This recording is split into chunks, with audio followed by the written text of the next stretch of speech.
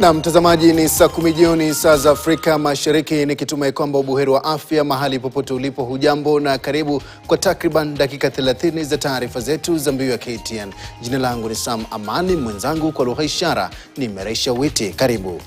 Naam, huzuni imetanda katika kijiji cha Muthara Juja kwenye kaunti ya Kiambu kufuatia kutoweka kwa wanafunzi wawili wa kike katika kipindi cha majuma mawili.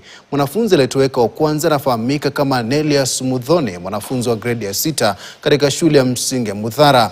Inasemekana kwamba alitoweka mnamo tarehe 24 mwezi Disemba mwaka jana majira saa 1 jioni baada ya kutumwa dukani na mamake. Kisa hicho kiliripotiwa katika kituo cha polisi cha Waitethia.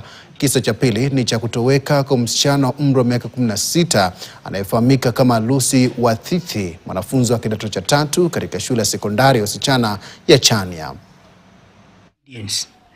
Alienda na akanunua na akarudi, lakini hakufika nyumbani.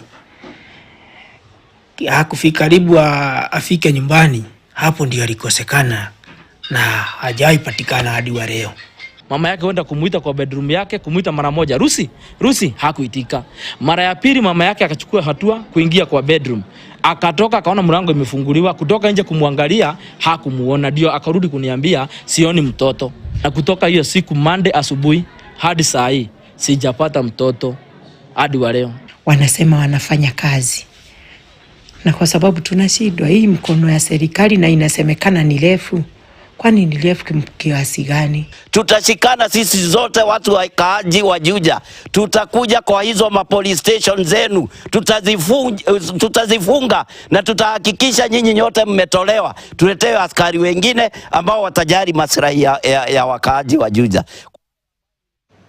Nayo familia ya mwanafunzi mmoja wa kidato cha 3 katika kijiji cha